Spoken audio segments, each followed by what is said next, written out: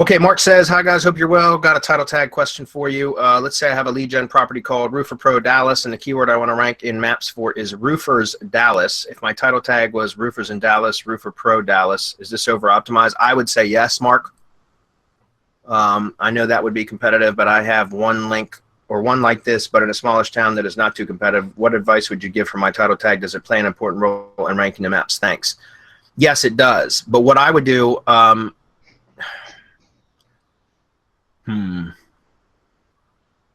see, that's the brand name, Roofer Pro Dallas.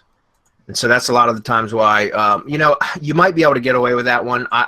Because this is the brand name and there's slightly different terms, I would still kind of shy away from that if possible. What I would probably do in this situation is just do, if the keyword is roofers in Dallas, I would go roofers in Dallas and then put the phone number.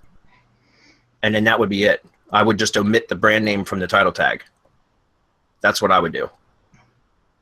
And again, that's only because it's those are two very closely related terms, like roofer and roofers.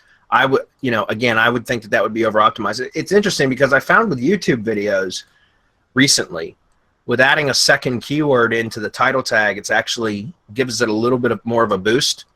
But with websites, I don't typically like to do that. So, I mean, usually the format that I use for all title tags is I do the keyword, which is, you know, the primary keyword plus city if it's a local term.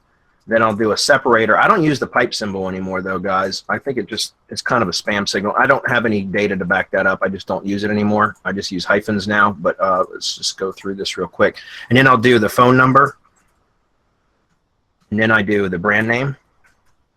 But again, in a case like where the brand has the keyword in it, which is, you know, that happens a lot, especially with contractors, then what I'll do is I'll just omit this last part of it and just do the keyword plus the phone. Okay.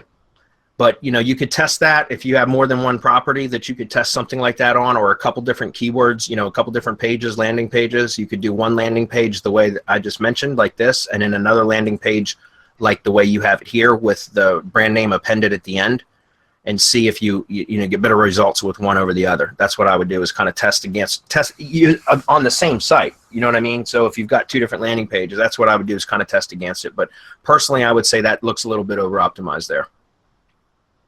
It's almost like stuffing the title tag, if that makes sense. Yeah. Hey, Bradley, I just posted something in the chat, the way that I would break that up just to include everything. Okay, I got it. Roofer Pro Dallas Roofers. Yeah, you could do that too. Even that, yeah, Roofer Pro Dallas Roofers. Again, you might still be a little over optimized. For websites, I'm just real cautious about that, guys. For YouTube videos and stuff, I don't care so much anymore, but you know, I would test it and see. Remember, if you're going to make a change, Mark, you can change the title tag. Just once you change the title tag, leave it alone for about 3 weeks. Before, you know, and then assess what movement has occurred after about 3 weeks has passed, and then see if you're improved. Great. If you didn't move at all, well, then it didn't do any harm, but it didn't do any good. If you dropped a spot or two or whatever, then you know to go back and change it again. All right. You don't want to do too many changes too quickly. Title tag is pretty damn important because that's the first thing that Google sees when it hits your page. That's the first thing the bots see is your SEO title. So when you make a change like that, you don't want to really do anything else on that page until it's had time to settle in, which is about a 3-week period.